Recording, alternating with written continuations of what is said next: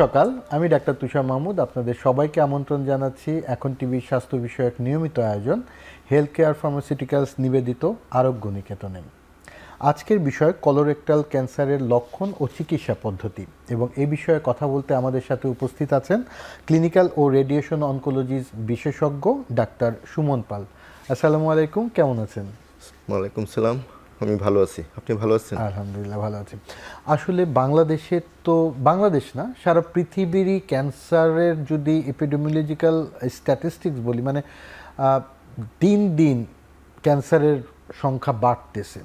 যত আধুনিক চিকিৎসা পদ্ধতিও আসতেছে তার সাথে পাল্লা দিয়ে কিন্তু বিভিন্ন রকম নতুন ধরনের ক্যান্সারের হারটা বাড়তেছে। বিভিন্ন ধরনের ক্যান্সারের হারই বাড়তেছে, কিন্তু কোলোরেক্টাল ক্যান্সারের হারটা কীরকম বাংলাদেশে, এটা যদি প্রথমে একটু বলেন।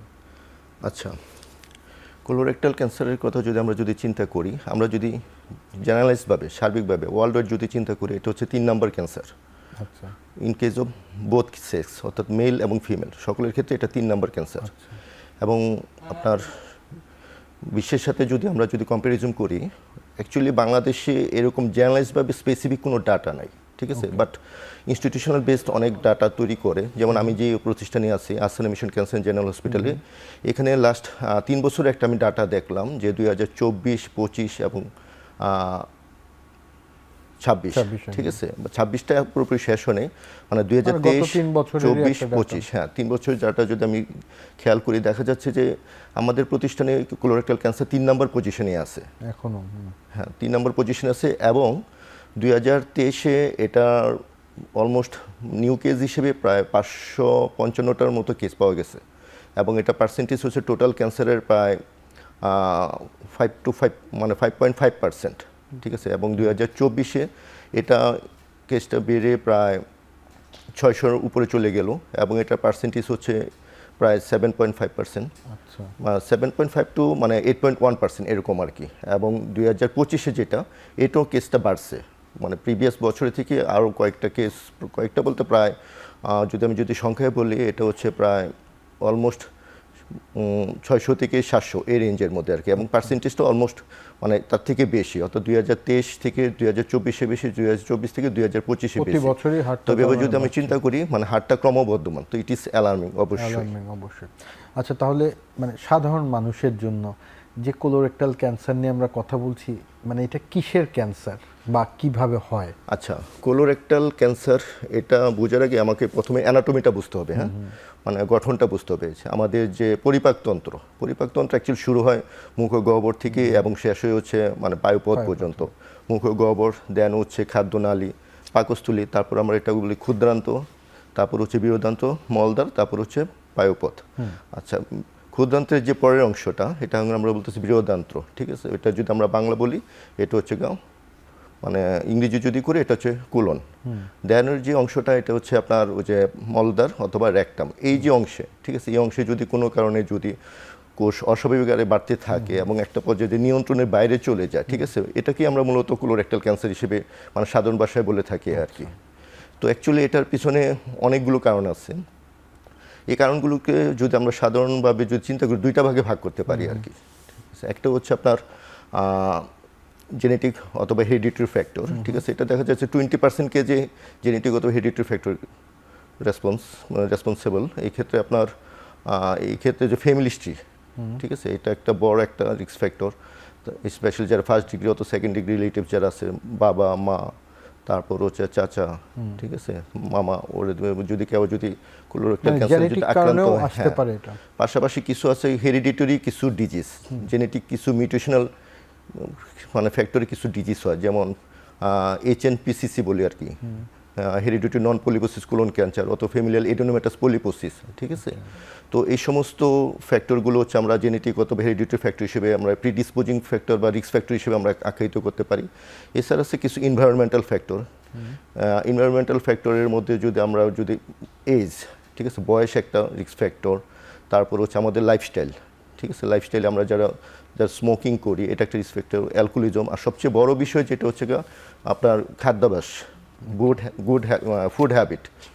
এক্ষেত্রে রেড মিট, গরুর মাংস, খাসির মাংস বা কোলেস্টেরল জাতীয় খাবার, ঠিক আছে। তারপরে যদি আমরা হাই ক্যালোরি ডায়েট যদি বেশি বেশি নেই, অথবা আপনার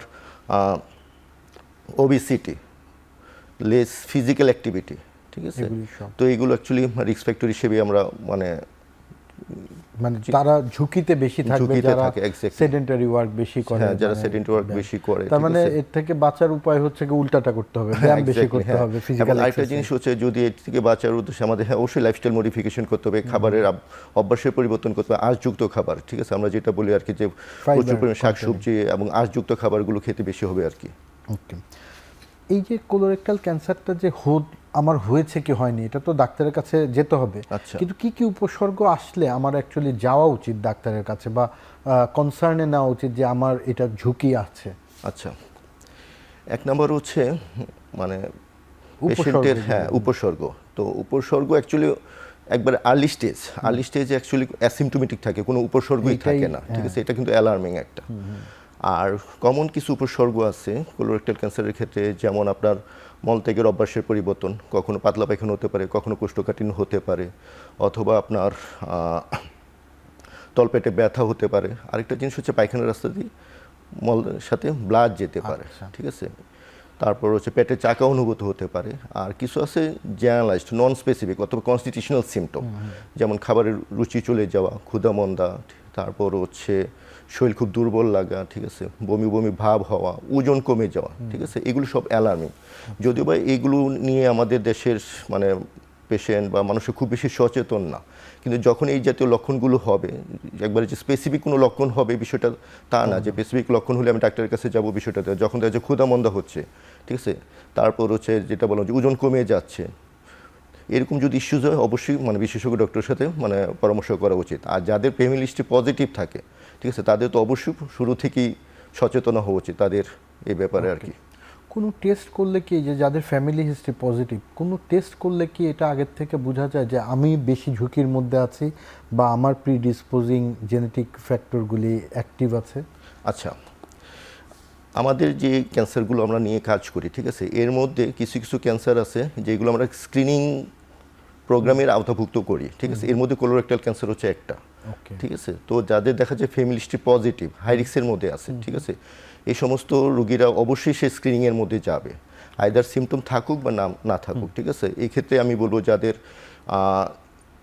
এবং এই স্ক্রিনিংটা হচ্ছে মানে আমি যদি ডিজিজ ধরে যদি বলি, কারো যদি কোনো হেরিডিটারি কোনো ডিজিজ থাকে, যেটা বলা হচ্ছে ফ্যামিলিয়াল এডিনোমেটাস পলিপোসিস, অথবা ওই HNPCC যেটা আর কি, হ্যাঁ, হেরিডিটারি নন পলিপোসিস কোলন ক্যান্সার, ঠিক আছে। তো এই ক্ষেত্রে অ্যাকচুয়ালি আমরা যেটা বলি আর কি, যে পেশেন্টে যেমন ফ্যামিলিয়াল এডিনোমেটাস পলিপোসিস কারো যদি থাকে, ঠিক আছে, কারো যদি থাকে, তার প্রিভিয়াস মানে কোনো ফার্স্ট ডিগ্রি রিলেটিভস বা এরকম কারো, ঠিক আছে, এই রোগে আক্রান্ত, তাহলে পরবর্তী যে জেনারেশন তাদেরকে আমরা অ্যাডভাইস করি হচ্ছে খুব আর্লি বয়সে, ঠিক আছে, এবং এটা 10-12 বছর বয়স থেকেই সে স্ক্রিনিংয়ে চলে যাবে, ঠিক আছে, স্ক্রিনিংয়ে চলে যাবে, এবং এটা স্ক্রিনিং হিসেবে উনি কোলোনোস্কোপি করবে, ঠিক আছে, এবং এটা আমরা বলি হচ্ছে 1 ইয়ারলি, ঠিক আছে, বা যাদের আছে HNPC যেটা আর কি, হেরিডিটারি নন পলিপোসিস কোলন ক্যান্সার, যারা ওরাও অ্যানুয়ালি বছরে ওরা হচ্ছে করবে কোলোনোস্কোপি করবে।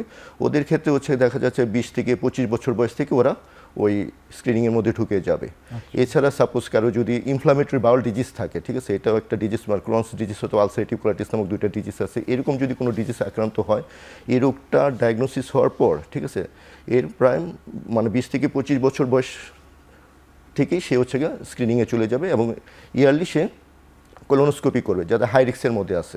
আর যারা মানে অ্যাভারেজ রিস্ক বা অ্যাসিমটোমেটিক, তাদেরকে আমরা বলি যে 45 বছর বয়সের পর থেকেই আপনি স্ক্রিনিং প্রোগ্রামে যাবেন। এক্ষেত্রে স্ক্রিনিং প্রোগ্রামে আমরা সাধারণত 2টা মানে ইনভেস্টিগেশন আমরা অ্যাডভাইস করি। একটা হচ্ছে স্টুল ফর ওবিটি, ঠিক আছে, এটা স্টুলের একটা পরীক্ষা, খুব সিম্পল পরীক্ষা, ঠিক আছে, এটা আমরা বলি হচ্ছে 1 ইয়ারলি করা, অথবা একটু কোলোনোস্কোপি করা। এই ক্ষেত্রে আমরা কোলোনোস্কোপি সাধারণত মানে খুব ফ্রিকোয়েন্টলি বলি না, মিনিমাম 10 বছরে একবার মানে কোলোনোস্কোপি যাতে করে আর কি, যারা কোনো অ্যাসিমটোমেটিক বা বয়স যাদের 45 বছরের পরে, ঠিক আছে, বা কোনো অ্যাভারেজ রিস্কে যারা আছে। বাইরের দেশে মানে অনেক দেশেই কিন্তু এরকম একটা প্রোটোকলের মতোই আছে যে স্ক্রিনিংটা ম্যান্ডেটরি, যে 2 বছর পর পরই করতে হবে বয়স বেশি হলে, বাংলাদেশে বা আপনার ইনস্টিটিউটে কি এরকম কোনো গাইডলাইন বা স্ক্রিনিং প্রোটোকল আছে? অ্যাকচুয়ালি এই যে স্ক্রিনিং প্রোগ্রাম যেটা আর কি, এটা আসলে ইন্টারন্যাশনাল গাইডলাইন, ঠিক আছে। এটা অ্যাকচুয়ালি আমি আমার মন গড়া যে আমি বললাম বিষয়টা এরকম না, ঠিক আছে। যেটা বললাম আর কি, যে বয়স 45 বছর বা তার বেশি হয়ে গেলে অবশ্যই সে স্ক্রিনিংয়ে আসবে। এক্ষেত্রে স্টুল ফর ওবিটি এবং কোলোনোস্কোপি, এছাড়া আর কিছু পরীক্ষা নিরীক্ষা আছে, বাট আমাদের দেশের প্রেক্ষাপটে ওই দুইটা পরীক্ষার কথাই বলি আর কি। এবং যেটা বললাম আর কি, সাধারণত 10 বছর অন্তর করবে যদি কোনো রকম সিমটম না থাকে, আর সিমটম থাকলে তো অবশ্যই করতে হবে আর কি। ওকে, আচ্ছা, এই যে আমরা স্ক্রিনিংয়ে হাই রিস্কের মধ্যে পড়লাম, তখনই কি আমার চিকিৎসা শুরু করতে হবে নাকি চিকিৎসকের পরামর্শ অনুযায়ী ধাপে ধাপে আগানো লাগবে? আচ্ছা, যখন স্ক্রিনিংটা উদ্দেশ্যটা কি? উদ্দেশ্যটা হচ্ছে গা যে কোনো ডিজিজ বা যে কোনো ম্যালিগনেন্সি বা যে কোনো ক্যান্সার, এটা কিন্তু একদিন 2 দিন হয় না, তাই না? এটা একটা ডে বাই ডে সময় নিয়ে তারপর হচ্ছে গা এটা হয়। তো আমরা স্ক্রিনিংয়ের মাধ্যমে সুবিধাটা কি, আর্লি স্টেজে তার রোগটা ধরা পড়ে গেল, ঠিক আছে, বা একবার বিনাইন কন্ডিশনে, যেটা এখনও ক্যান্সার যে টার্ন করলো না, ঠিক আছে, তখন দেখা যাচ্ছে যে রোগটাকে আমরা স্ক্রিনিংয়ের মাধ্যমে যদি ফাইন্ড আউট করতে পারি, রোগটার যে গতিটাকে আমরা ওইখানে স্টপ করে দিতে পারতেছি, ঠিক আছে, তখন সে আর ক্যান্সার বা ম্যালিগনেন্সি টার্ন করতেছে না। স্ক্রিনিং প্রোগ্রাম এটি হচ্ছে সবচেয়ে বড় উপকারিতা। ওকে, তাহলে আমরা হচ্ছে কি স্ক্রিনিংয়ে ধরলে তো আমরা তাকে যে হল্ট করে দিলাম প্রোগ্রেশন থেকে, দেখা গেল আমরা স্ক্রিনিংয়ের মাধ্যমে একটা বিনাইন লেশন আসছে, তখন এটা দেখা যাচ্ছে একবার আর্লি স্টেজ, শুধুমাত্র আমরা সার্জারি করে পরবর্তীতে তাকে সার্ভিলেন্স অত ফলো আপে রাখলাম, সেই ক্যান্সারের যে বিভিন্ন যে জটিল জটিল চিকিৎসাগুলো, এই চিকিৎসাগুলোতে তার যেতেই হচ্ছে না আর কি। কিন্তু যদি কারোর ক্যান্সারটাও আসলে মেটাস্টেসিস পর্যন্ত হয়ে যায়, বা মেটাস্টেসিস না থাকলেও অ্যাগ্রেসিভ ফেজে আমরা হিস্টোপ্যাথোলজি করে জানলাম যে এটা বিনাইন না, সেই ক্ষেত্রে চিকিৎসা পদ্ধতিটা কি? আচ্ছা, যখন একটা ক্যান্সার ডায়াগনোসিস হয়, কেজো কোলোরেক্টাল ক্যান্সার, অ্যাকচুয়ালি এটা একটা মাল্টিডিসিপ্লিনারি অ্যাপ্রোচ, এটা একটা টিম ওয়ার্ক, ঠিক আছে। এখানে সার্জারি আছে, আর আমরা যারা ক্যান্সার ডক্টর আছি, ঠিক আছে, আমরা হচ্ছে সিস্টেমিক থেরাপি দিই, ঠিক আছে। সিস্টেমিক থেরাপির মধ্যে কেমোথেরাপি আছে, ইমিউনোথেরাপি ইনক্লুডিং টার্গেটেড থেরাপি আছে, এছাড়া রেডিওথেরাপি। এই সমস্ত মানে মাল্টিডিসিপ্লিনারি অ্যাপ্রোচের মাধ্যমে আসছে আমরা টোটাল কোলোরেক্টাল ক্যান্সার ট্রিটমেন্টটা আমরা করে থাকি। আর সাধারণত কোলন ক্যান্সারের ক্ষেত্রে রেডিওথেরাপির খুব বেশি রোল নাই, বাট রেকটাল ক্যান্সারের ক্ষেত্রে রেডিওথেরাপির একটা মেজর একটা রোল আছে। আচ্ছা, এই কোলন ক্যান্সার না রেকটাল ক্যান্সার, এটা পার্থক্যটা ওই যে কোলোনোস্কোপির মাধ্যমেই হয়ে যাবে নাকি প্রথম ধাপেই হয়ে যায়? হ্যাঁ, আর সাধারণত আমরা যখন কোনো একটা পেশেন্টের চিকিৎসাতে আমরা যাই, তা এর আগে আমাদের কয়েকটা স্টেপ পার করতে হয়। অ্যাট ফার্স্ট হচ্ছে আমাদের পেশেন্ট সাইন সিমটম নিয়ে আমাদের কাছে আসলো, তারপর হচ্ছে আমরা হিস্টোপ্যাথোলজিক্যালি এটা কনফার্ম করি। হিস্টোপ্যাথোলজিকে কনফার্ম করার জন্য কোলোনোস্কোপি মাস্ট, ঠিক আছে। কোলোনোস্কোপি করার সুবিধাটা হচ্ছে আমরা টোটাল টিউমারটাকে আমরা ভিজুয়ালাইজ দেখতে পারি, প্লাস এখান থেকে আমরা বায়োপসি নিয়ে হিস্টোপ্যাথোলজিক্যাল পরীক্ষার মধ্যে কনফার্ম করি। দেন হচ্ছে ট্রিটমেন্টে যাওয়ার আগে আমাদেরকে এটা কোন স্টেজে আছে এটা আমাদের দেখতে হয় আর কি। স্টেজিং ওয়ার্কআপের ক্ষেত্রে হ্যাঁ, কোলোনোস্কোপি একটা স্টেজিং ওয়ার্কআপ একটা মানে মেজর প্লে রোল করে, পাশাপাশি এটা ডিস্টেন্স ওয়ার্কআপ করতে, যে রোগটাকে দূর দূরান্তে কোথাও ছড়াইলো কিনা আর কি।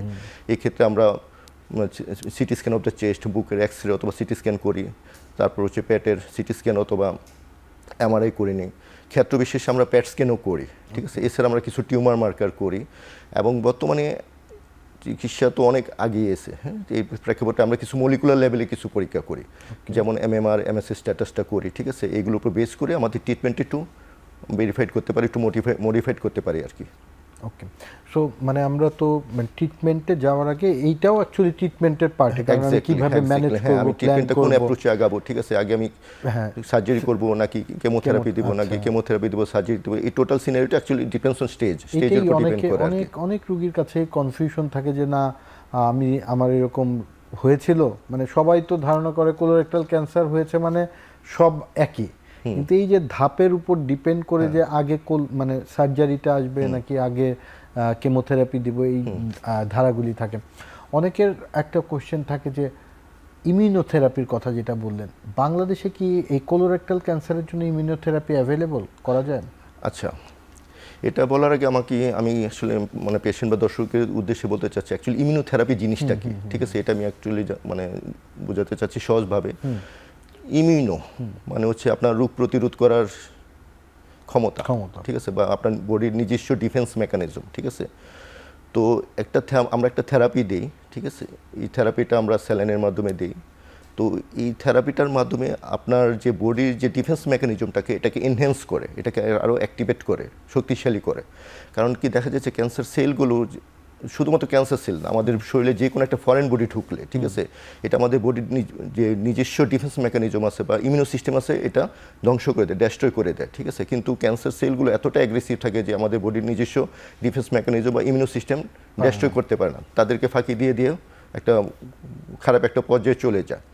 তো এই যে এই জায়গাটাকে আমরা মানে স্ট্রাইক করি হচ্ছে গিয়ে এক ধরনের থেরাপি দিয়ে, যে থেরাপির নাম হচ্ছে ইমিউনোথেরাপি। অর্থাৎ ইমিউনোথেরাপির মাধ্যমে আমরা ওই ক্যান্সার সেলগুলোকে বডির ডিফেন্স মেকানিজমটাকে এনহ্যান্স করে, এবং সেও একটা মানে নিজস্বভাবে সে একটা মানে মেকানিজম বা ডিফেন্স মেকানিজম হিসেবে কাজ করে ওই ক্যান্সার সেলগুলোকে ডেস্ট্রয় করে। মানে আমি যদি সহজে বুঝিয়ে বলতে চাই যে ইমিউনোথেরাপিটা মানে আমরা বাইরে থেকে সৈন্য পাঠাচ্ছি যেন শরীরের ইয়ে করে। এক্স্যাক্টলি। নিব ছোট্ট একটা বিরতির পরে এসে আমরা এই ইমিউনোথেরাপিটা নিয়ে আরো ডিটেলস কথা বলবো। ঠিক আছে, থ্যাংক ইউ।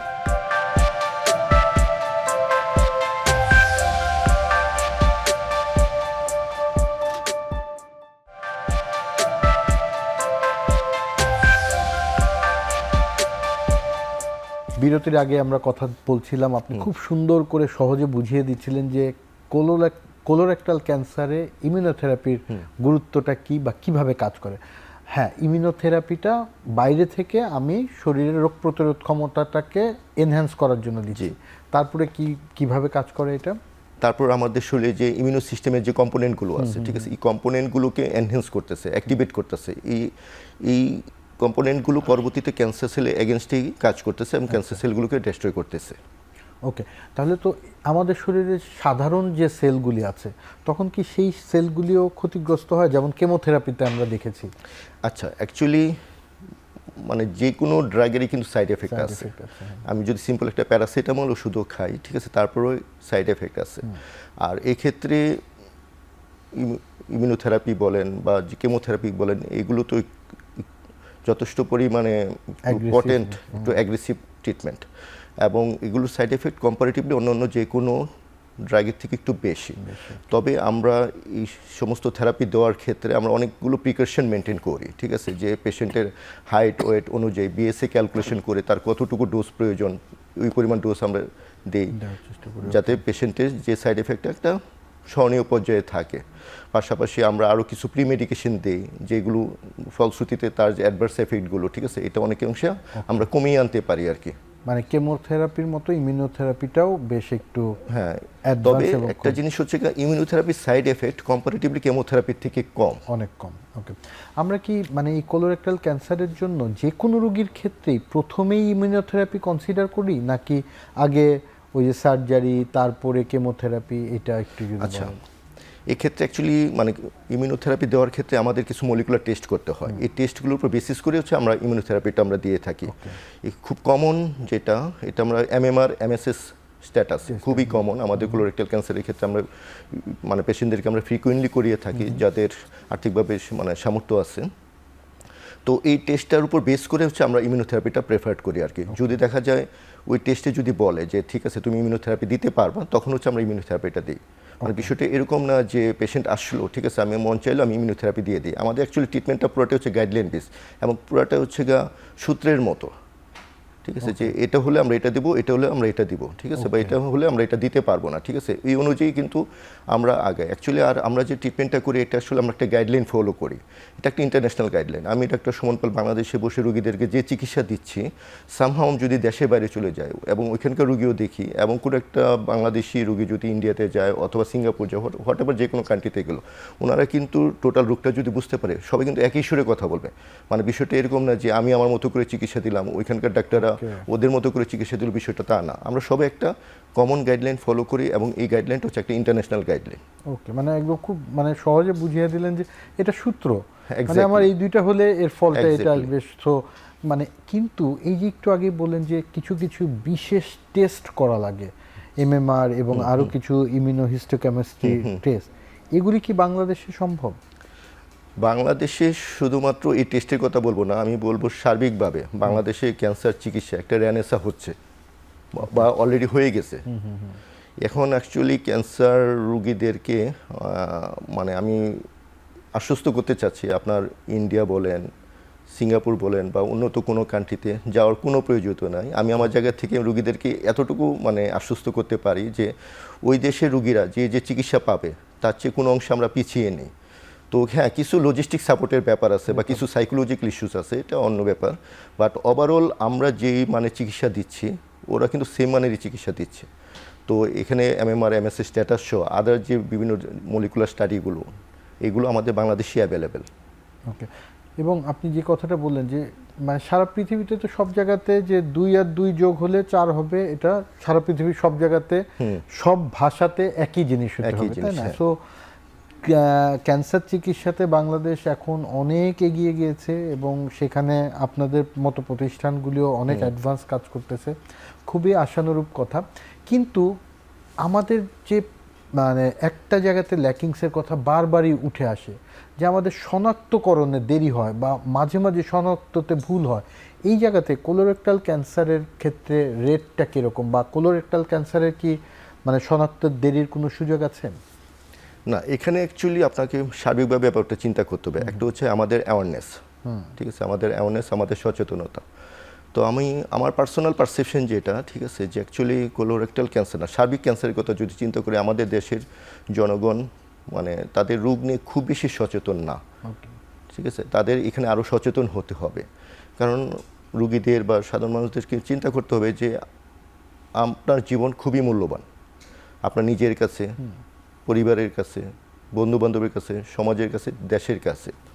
যে কোনো রোগ কিন্তু এটা একদিন 2 দিনে হয় না, আস্তে আস্তে আস্তে আস্তে একটা ক্যান্সার পর্যায়ে চলে যায়। আপনি যদি ইনিশিয়ালি আপনি যদি আপনার সম্বন্ধে কনসার্ন হন, সচেতন হন, যে কোনো ছোটো ইস্যুস, ঠিক আছে, এই যেটা বললাম আর কি, যে মানে ক্ষুধামন্দা, সিম্পল, ঠিক আছে, ক্ষুধামন্দা নিয়ে আমরা দেখা যাচ্ছে এরকম অনেক পেশেন্ট আছে, তার যে কোলোরেক্টাল ক্যান্সারের যে তার যে সাইন সিমটমগুলো, এই সাইন সিমটমগুলো তার মধ্যে কখনো ছিল না, হঠাৎ করে তার ক্ষুধামন্দা। তো ক্ষুধামন্দা সে ব্যাপারটাকে খুব গুরুত্ব দেয়নি, এরকমভাবে দিনের পর দিন, মাসের মাস চলো, একটা পর্যায়ে রোগটা যখন অ্যাডভান্স হয়ে গেল, স্টেজ 4 ডিজিজে চলে গেলো, তখন আসলো। তখন আমরা ওনার পরীক্ষা নিরীক্ষা করে দেখলাম যে না, তার প্রাইমারি সোর্স হচ্ছে কোলোরেক্টাল রিজনে, পরবর্তীতে এটা ফুসফুসে ছড়াই গেল, ঠিক আছে। কিন্তু তার শুরুটা হয়েছিল হচ্ছে আপনার কোলোরেক্টালে না, মানে জাস্ট হচ্ছে তার ক্ষুধামন্দা, ঠিক আছে। তো এই জায়গায় যেটা বললাম যে আপনি যদি সচেতন হন, ঠিক আছে, তাহলে কিন্তু আপনি শুরুতেই যদি একজন ডক্টরের কাছে বা একজন বিশেষজ্ঞ ডক্টরের সাথে যদি কনসাল্ট করেন, তাহলে কিন্তু দেখবেন যে পরীক্ষা নিরীক্ষার মাধ্যমে কিন্তু আমরা জিনিসটা ফাইন্ড আউট করে পারতাম আপনার যে এই যে জায়গাটা যে আসা, এটা কিন্তু তখনই আমরা কিন্তু মানে আটকে দিতে পারতাম। তো যেটা বললাম আর কি, যে আমাদের সচেতনতাটা খুবই ইম্পর্ট্যান্ট একটা ইস্যু আর কি।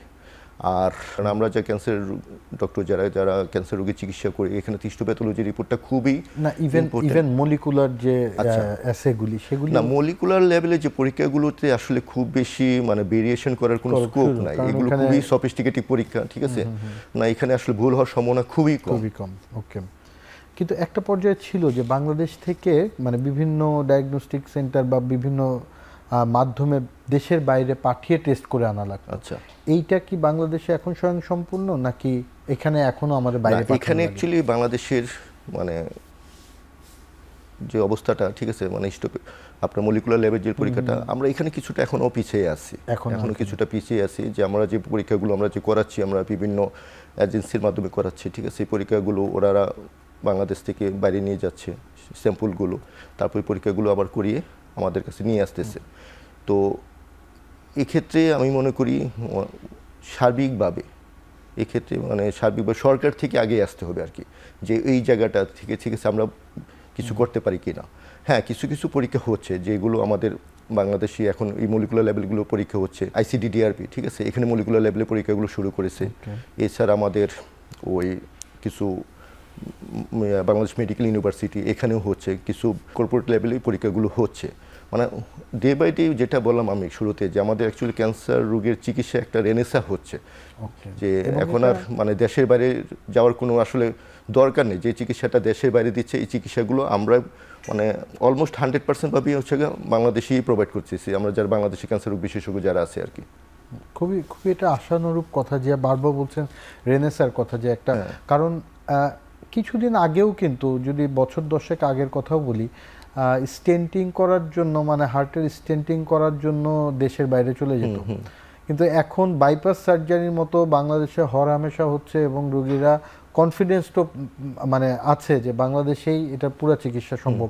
ক্যান্সারের যেটা এখন কিছুদিন আগ পর্যন্ত হতো, আগামী দিনে অবশ্যই এটার পরিবর্তন হবে এবং যেটার একদম মানে আপনি নিজেই এখানে কাজ করে এটা সাক্ষী দিচ্ছেন এবং প্র্যাকটিক্যালি এটা দেখছেন। আপনি বললেন আইসিডিডিআরবির কথা, বিএমইউর কথা, আপনার ইনস্টিটিউট প্রাইভেটাইজেশন ভাবে এইগুলি করছে, প্রত্যেকেই খুবই ভালো মতো এটার এফেক্টটা হচ্ছে, ইম্প্যাক্টফুল একটা কাজ হবে। আমরা সেই আশাতেই আছি যে ক্যান্সারেও বাংলাদেশ ফাইট করবে, কারণ এই সংখ্যাটা দিন দিন প্রচুর বাড়তেছে। প্রচুর বাড়ছে। এই ক্যান্সার না, খালি কোলোরেক্টাল ক্যান্সার না, অন্য সব ক্যান্সারে আমি যদি মোটা দাগে একটু জিজ্ঞাসা করি, আজকে যদিও আলোচনার বিষয়ের মধ্যে না, তারপরও যেহেতু আপনি একটা আলাদা ইনস্টিটিউট, ক্যান্সার বিশেষায়িত ইনস্টিটিউট আছেন, অন্য সব রোগের চিকিৎসা সুবিধা কি বাংলাদেশে আছে? আপনি যদি মোটা দাগে বলেন, অ্যাটলিস্ট অ্যাডভান্স লেভেলের চিকিৎসাগুলি। আমি আমার রোগীদেরকে বা দেশের মানুষদেরকে আমি এটাই মানে সিউরিটি দিচ্ছি, মানে বাংলাদেশের যে কোনো ক্যান্সার রোগের চিকিৎসা আমরা করতেছি এবং খুব কনফিডেন্টলি করতেছি। তো এই যে ক্যান্সার হলে, ঠিক আছে, যে দেশে বাড়ি চলে যাওয়ার যে একটা মন মানসিকতা, ঠিক আছে, এই মন মানসিকতা থেকে আপনারা মানে বেরিয়ে আসেন।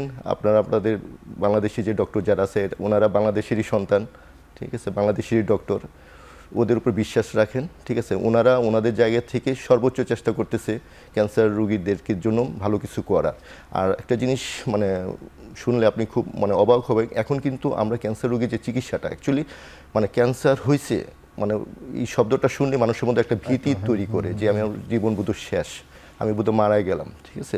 এবং এই ভীতি জায়গা থেকে অনেক কাছে চিকিৎসাই নেয় না, ঠিক আছে, মানে এরকম আমরা রোগীগুলো দেখি, ঠিক আছে।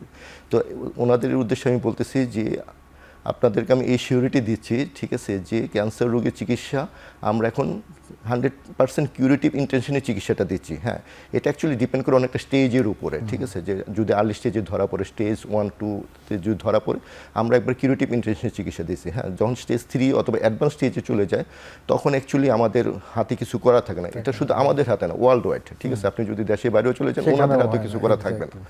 আর ওভারঅল যেটা হচ্ছে এখন তো আসলে পুরা হচ্ছে এখন গ্লোবালাইজেশন সারা পৃথিবীর অ্যাডভান্স ট্রিটমেন্ট সবই আমরা নিতে পারি। আর যেটা বললাম যে আমরা তো একচুয়ালি চিকিৎসা করছি একটা গাইডলাইন ফলো করতেছি, আমরা যে গাইডলাইনটা ফলো করতেছি দেশের বাইরে যে ডক্টররা ওনারা সেম গাইডলাইন ফলো করতেছে। কিছু লজিস্টিক সাপোর্টের ব্যাপার আছে, এটা তো আসলে আমাদের ডাক্তার সমাজের উপর পড়ে না। অনেক অনেক ধন্যবাদ। নিব ছোট্ট একটি বিরতি, বিরতির পরে এসে আমরা এই বিষয়ে আরো ডিটেইলস কথা বলবো। ঠিক আছে, থ্যাংক ইউ।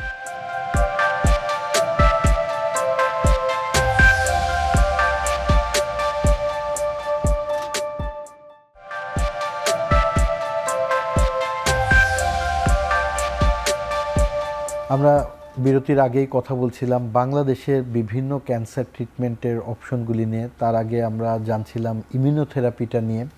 কোলোরেক্টাল ক্যান্সারের ক্ষেত্রে ইমিউনোথেরাপিটা কখন শুরু করা লাগে, বা সবার ক্ষেত্রে তো না, শুরু করলে কোন পর্যায়ে শুরু করলে এটার কার্যকারিতাটা বেশি পাওয়া যাবে? আচ্ছা, কোলোরেক্টাল ক্যান্সারের ক্ষেত্রে এটা আমরা একবারে আর্লি স্টেজ থেকে আমরা শুরু করতে পারি, ঠিক আছে, আর্লি স্টেজ থেকে শুরু করতে পারি। এবং এই স্টেজটা শুরু করার আগে আমাদেরকে যেটা বললাম আর কি শুরুতে, যে এমএমআর এমএসএ স্ট্যাটাসটা করে নিতে হয় আর কি। যদি স্ট্যাটাসের রিপোর্টের উপর বেস করে আমরা ইমিউনোথেরাপিটা শুরু করি। আর আর্লি স্টেজ থেকে শুরু করলেও, ঠিক আছে, তারপর দেখা যাচ্ছে মানে বিভিন্ন ট্রায়াল, ঠিক আছে, বিভিন্ন ট্রায়ালে দেখা গেছে যে আমরা ইমিউনোথেরাপিতে আপনার যদি লোকালাইজড ডিজিজ থাকে, ঠিক আছে, যেমন স্টেজ 1, 2, 3, ঠিক আছে, এই স্টেজের মধ্যে যদি থাকে আমরা যদি ইমিউনোথেরাপিটা দিই এটা রেসপন্স রেট অ্যাকচুয়ালি ভেরি করে, ঠিক আছে। যদি দেখা যাচ্ছে এই ইমিউনোথেরাপি দেওয়ার পর ফলশ্রুতিতে মানে কমপ্লিট রেসপন্স, ঠিক আছে, কমপ্লিট রেসপন্স অলমোস্ট 23 to 25%, ঠিক আছে। আর পার্শিয়াল রেসপন্স দেখা যাচ্ছে এটা প্রায় 60%-এর উপরে, ঠিক আছে। এটা যদি আমরা লোকালাইজ ডিজিজ থাকে মানে অ্যাকর্ডিং টু মানে স্টেজ, অর্থাৎ স্টেজ 1, 2 অথবা 3-র মধ্যে যদি থাকে, আর যদি এটা অ্যাডভান্স স্টেজ থাকে অথবা স্টেজ 4 ডিজিজ থাকে অথবা মেটাস্টেটিক ডিজিজ হয়, এক্ষেত্রে রেসপন্স রেটটা 45 to 65%। ওকে, এবং পার্সেন্টেজটা কিন্তু অনেক। আপনি 100 জনের উপরে আমরা অ্যাপ্লাই করলাম, প্রায় 60% উপর ভালো রেসপন্স করতেছে। হ্যাঁ, এটা কিন্তু মানে ফালাই দেওয়ার মতো ইস্যুস না কিন্তু। ওকে, তাহলে এই যে কেমো মানে ইমিউনোথেরাপিটার জন্য তো এটা কি মানে কোনো মানে কাটাছেঁড়ার বিষয়ে থাকে নাকি জাস্ট হচ্ছে গিয়ে ইনজেকশন দেওয়া নাকি মানে 2টা ইনজেকশন দিলাম শেষ নাকি নিয়মিত খাওয়া ওষুধ? আচ্ছা, ইমিউনোথেরাপিটা অ্যাকচুয়ালি লাইক এস কেমোথেরাপির মতো, ঠিক আছে? এটা আমরা স্যালাইনের মাধ্যমে দিয়ে একটা নির্দিষ্ট সময়ের মধ্যে এটা শেষ হয়ে যায়, মানে পেশেন্ট এটা বুঝেই না, ঠিক আছে? অ্যাকচুয়ালি এটা নিয়ে ভয়ের কোনো কারণ নেই। সে ইমিউনোথেরাপি নিচ্ছে, স্যালাইন দিচ্ছে, এটা নিয়ে সে কথাবার্তা বলতে পারবে, হাঁটাচড়া করতে পারবে, এভরিথিং, কোনো কিছু কোনো সমস্যা নেই। এটা পেশেন্ট হসপিটালে আসবে, আধা ঘন্টা থেকে 1 ঘন্টা 1.5 ঘন্টা 2 ঘন্টার মধ্যে ইঞ্জেকশনের মতো কেমোথেরাপিটা দিয়ে চলে যাবে আর কি। মানে এটা কোনো জটিল কোনো ইস্যুস না। এবং এটা কতদিন পর পর নিতে হবে? আচ্ছা, এটা অ্যাকচুয়ালি মানে বিভিন্ন প্রোটোকলের উপর ভেরি করে, খুব কমন যেটা আর কি, যেটা আমরা মিনিমাম 3 সপ্তাহ অন্তর অন্তর আমরা এটা দিই আর কি। এবং এটা ডিউরেশন অ্যাকচুয়ালি এটা তো ডিপেন্ড করে বিভিন্ন গাইডলাইনের উপরে আর কি, ঠিক আছে? বিভিন্ন ট্রায়ালের উপরে। তো কিছু কিছু ক্ষেত্রে দেখা যায় আমরা যে 2 বছর পর্যন্ত আমরা দিই, ঠিক আছে? আবার অনেক সময় আমরা বলি যে ঠিক আছে এটা হচ্ছে আনটিল আনইউজুয়াল এনি টক্সিসিটি, মানে যতক্ষণ পর্যন্ত তার কোনো টক্সিসিটি বা কোনো অ্যাডভার্স এফেক্ট ডেভেলপ করতেছে না ততক্ষণ পর্যন্ত সে নিয়ে যাবে, ঠিক আছে? বা ম্যাক্সিমাম আমরা 2 বছর পর্যন্ত আমরা এটা দিই আর কি। অথবা দেখা যাচ্ছে যে আপনার ওষুধটা দিয়েছি আমরা কাজ করতেছি না, ঠিক আছে, রেসপন্স হচ্ছে না, তখন আমরা এটাকে বন্ধ করে দিই আর কি। বন্ধ করে দিই। আর এই ইমিউনোথেরাপি দেওয়ার সময় কি পেশেন্ট কেমোথেরাপি বা রেডিওথেরাপি নেওয়ার প্রয়োজন আছে বা নিতে হয়? আচ্ছা, ইমিউনোথেরাপি আর কেমোথেরাপি দুইটা ডিফারেন্স, ঠিক আছে? তো ইমিউনোথেরাপি কমনলি কেমোথেরাপির সাথে আমরা দিই। তো এই দুইটাকে আমি একসাথে সিস্টেমিক থেরাপি বলতেছি আর কি, ঠিক আছে? তো এই ইমিউনোথেরাপিটা কমপ্লিট করার পর যদি রেডিওথেরাপি দেওয়ার প্রয়োজন হয়, ঠিক আছে, তখন হচ্ছে আমরা ওই ইমিউনোথেরাপিটা কমপ্লিট করে তারপর হচ্ছে আমরা দিয়ে দিব আর কি। ওকে। মানে বিষয়টা এরকম না যে ইমিউনোথেরাপি শেষ করে তারপর আমরা রেডিওথেরাপি দেবো, বিষয়টা এরকম না। ইমিউনোথেরাপি শুরু হচ্ছে 21 দিন অন্তর অন্তর সে তার মতো করে যাবে, ঠিক আছে? এর মধ্যে যদি কোনো কারণে যদি রেডিওথেরাপি দেওয়ার প্রয়োজন হয়, কোনো ইন্ডিকেশন থাকে, এর মধ্যে রেডিওথেরাপির মতো চিকিৎসা আমরা দিয়ে দেব কমপ্লিট করবো। যদি এর মধ্যে প্রয়োজন হয় কারো অপারেশন করা, তাহলে সেই অপারেশনের ধাপটাও চলবে। হ্যাঁ, ওকে। এই আরেকটা বিষয় থাকে, অনেকের মধ্যে কনফিউশন থাকে যে আমি যদি অপারেশন করার স্টেজেই না থাকি, মানে এত অ্যাডভান্স হয়ে গিয়েছে, সেই ক্ষেত্রে কি আমার ইমিউনোথেরাপি দিয়ে কোনো লাভ আছে? আচ্ছা, অপারেশন করার স্টেজে যদি না থাকি, ঠিক আছে, অ্যাকচুয়ালি এই শব্দটা যদি আমি একটু ডিটেলস বলি, দ্যাট মিনস হচ্ছে টিউমারের বাল্কটা অনেক বড়, ঠিক আছে, যে এরকম একটা সিনিয়র হয়েছে যে সার্জন অপারেশনটা ঠিকমতো করতে পারবে না, তখন আমরা ইনিশিয়ালি আমরা সিস্টেমিক থেরাপি দিই, ইমিউনোথেরাপি প্লাস হচ্ছে কেমোথেরাপি। এটা আমরা বলতেছি হচ্ছে নিউ অ্যাডজুভেন্ট কেমোথেরাপি, ঠিক আছে? এটা দেওয়ার উদ্দেশ্য হচ্ছে টিউমারের যে বাল্ক যেটা আছে এটা ডাউন স্টেজ করা, ঠিক আছে? ডাউন স্টেজ করি আমরা হচ্ছে পরবর্তীতে সার্জনের কাছে আবার আমরা রেফার করি যে এই অবস্থাতে অপারেশন করা পসিবল অর নট। যদি অপারেশন করা যায় তো ফাইন, অপারেশন করবে। অপারেশনের পরবর্তী সময়ে আবার আমরা হচ্ছে ইমিউনোথেরাপিটা আমরা কন্টিনিউ করবো আর কি, এবং আপ টু ডিউরেশন পর্যন্ত। ওকে, তার মানে যে কোনো পর্যায়ে আমরা ইমিউনোথেরাপিটা অ্যাকচুয়ালি অ্যাডেড হিসেবে শুরু করতে পারি। হ্যাঁ, এই ক্ষেত্রে হচ্ছে আমাদের যেটা বললাম শুরুতে যে মলিকুলার লেভেলগুলো করিয়ে তারপরে দেখতে হবে। অনেক অনেক ধন্যবাদ নিবুত। লাস্ট ছোট্ট একটি বিরতির পরে এসে আমরা কথা বলবো।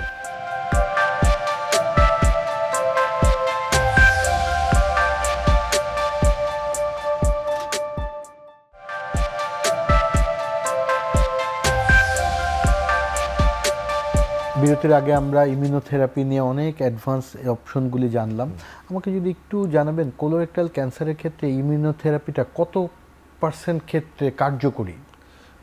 আচ্ছা, এটা কিছুক্ষণ আগে প্রশ্নটা আনসার দিয়েছিলাম, যে আবার বলতেছি, সেটা হচ্ছে যদি লোকালাইজ ডিজিজ থাকে, ঠিক, লোকালাইজ ডিজিজ থাকে বলতে স্টেজ 1, 2, 3, ঠিক আছে, এই স্টেজে যদি থাকে আমরা যদি ইমিউনোথেরাপিটা দিই তাহলে দেখা যাচ্ছে কমপ্লিট রেসপন্স রেট এটা হচ্ছে অলমোস্ট 23 to 25%, ঠিক আছে? আর পার্শিয়াল রেসপন্স এটা অলমোস্ট 61-62%, ঠিক আছে?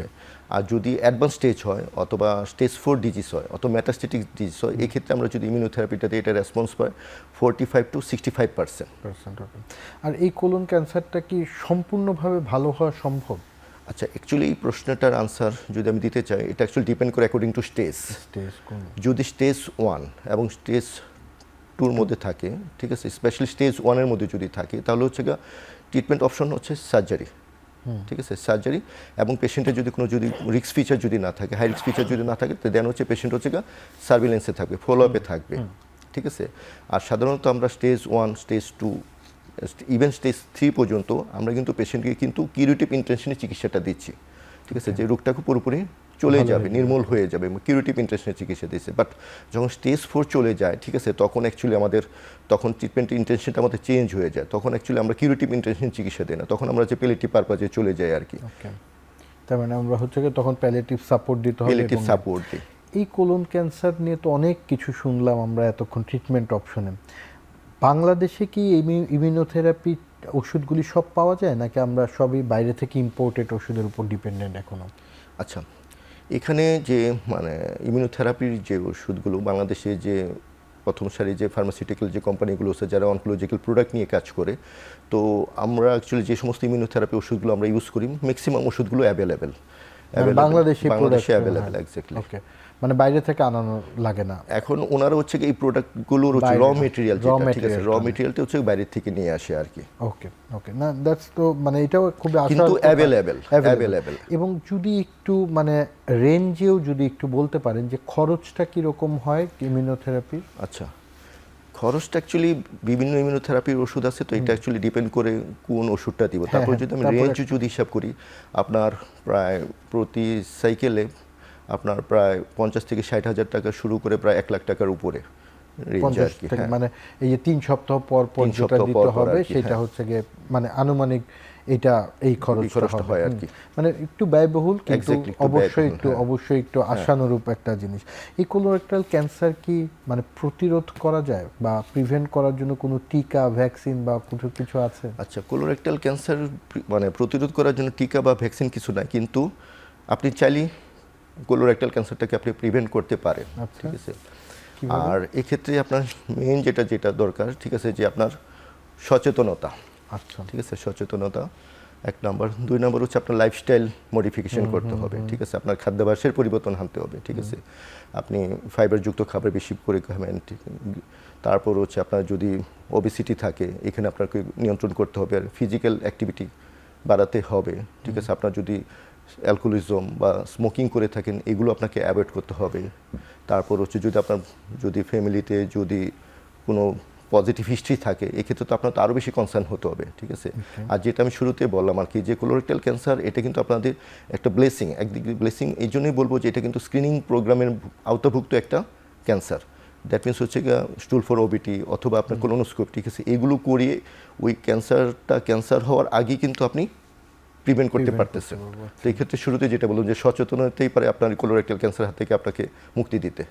ওকে, আর লাস্টে একদম শেষে সাধারণ দর্শক সবার জন্য যদি কোনো উপদেশ থাকে কোলোরেক্টাল ক্যান্সারের প্রিভেনশন এবং তার জন্য উপদেশ, আর সব ধরনের ক্যান্সারের জন্য যদি উপদেশ থাকে কিছু। আচ্ছা, এখন ক্যান্সার শব্দটা শুনলেই সাধারণ মানুষের মনে একটা ভয় চলে আসে, তো এক্ষেত্রে আমি বলবো এটা ভয়ের কোনো কারণ নাই, আতঙ্কিত হওয়ার কোনো কারণ নাই। আমরা ক্যান্সার রোগীর ডাক্তার যারা আছে ক্যান্সার রোগীর চিকিৎসাটা অ্যাকর্ডিং টু স্টেজ আমরা হচ্ছে আপনার কিউরেটিভ ইন্টেনশনে চিকিৎসা দিচ্ছি 1 নম্বর। 2 নম্বর হচ্ছে রোগটা যদি ডায়াগনোসিস হয়, যে কোনো স্টেজে যদি ডায়াগনোসিস হয় তারপরও হতাশ হওয়ার কোনো কারণ নেই, এবং এই চিকিৎসাটার 100% ভাবে চিকিৎসা আমরা বাংলাদেশি ক্যান্সার রোগ বিশেষজ্ঞ যারা আছে আমরা দিচ্ছি, তো আমাদের উপর ভরসা রাখেন।